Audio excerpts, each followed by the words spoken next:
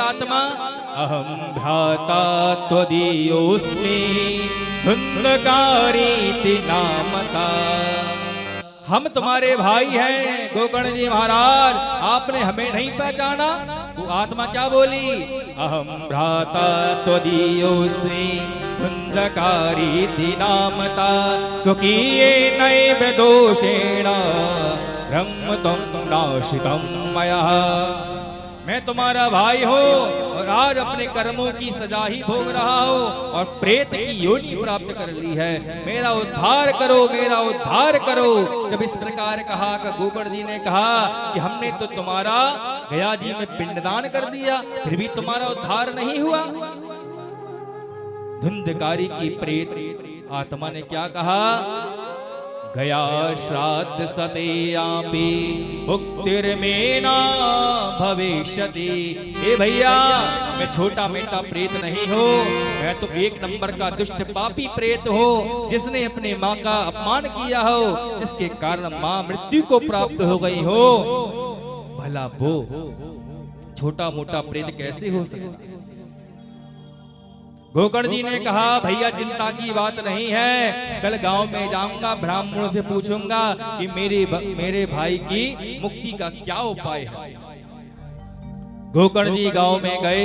गांव में जाने के बाद सबसे पूछा, अरे भैया ये बताओ कि पिंडदान भी कर दिया अपने भाई धुंधकारी का, लेकिन फिर भी प्रेत की योनि से छूट नहीं रहे हैं, भूत प्रेत ही हैं, क्या करना चाहिए? गया जी में पिंडदान के बाद भी मेरे भाई धुंधकारी का उद्धार नहीं हुआ।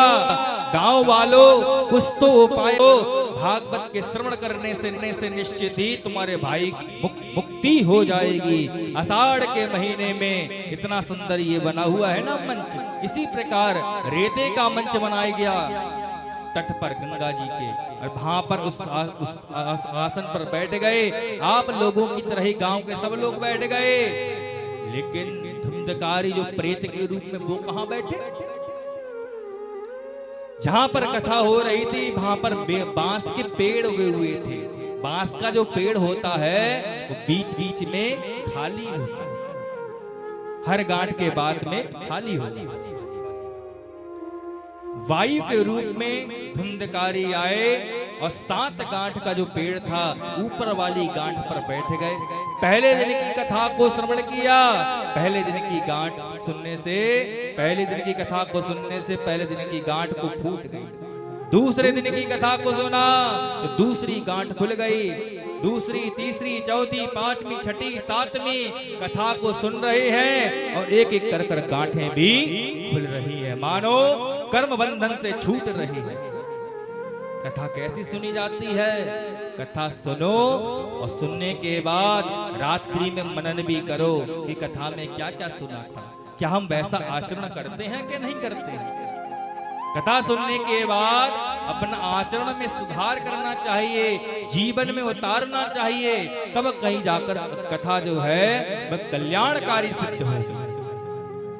धुंधकारी कथा को श्रवण करते हैं, रात्रि में मनन करते हैं और मनन करने के कारण एक एक कर गांठ खुलती है। 7 दिन की कथा हुई, पूरा गांठ बीच में से फट गया, उसमें से एक दिव्य पुरुष निकला।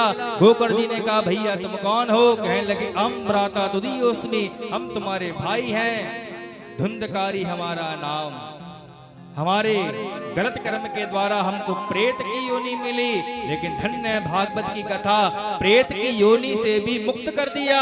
इसने भागवत की कथा, धन्या भागवती वार्ता प्रेत पीड़ा विनाशिनी, जो भूत प्रेत की पीड़ा को भी दूर कर सकती है, तो क्या वह भागवत की कथा हमारे जीवन के दुखों को क्या दूर नहीं करेगी? निश्चित करेगी, लेकिन कब? जब कथा को श्रवण करेंगे और श्रवण करने के बाद अपने जीवन में उतारेंगे। जब धुंधकारी ने कहा कि मैं आपका भाई हूं, कथा सुनने से मुझे दिव्य देह मिली है, और आकाश मंडल से एक विमान आया, विष्णु दूत जब बैठकर आए, कहने लगे धुंधकारी आओ तुम्हारे लिए विमान आया है, भगवान ने भेजा है। धुंधकारी विमान में बैठे, तुरंत ही गांव वालों ने कहा विष्णु दूतों से एक बात पूछना चाहते हैं। विष्णु दूतों ने कहा पूछो क्या पूछना चाहते हैं।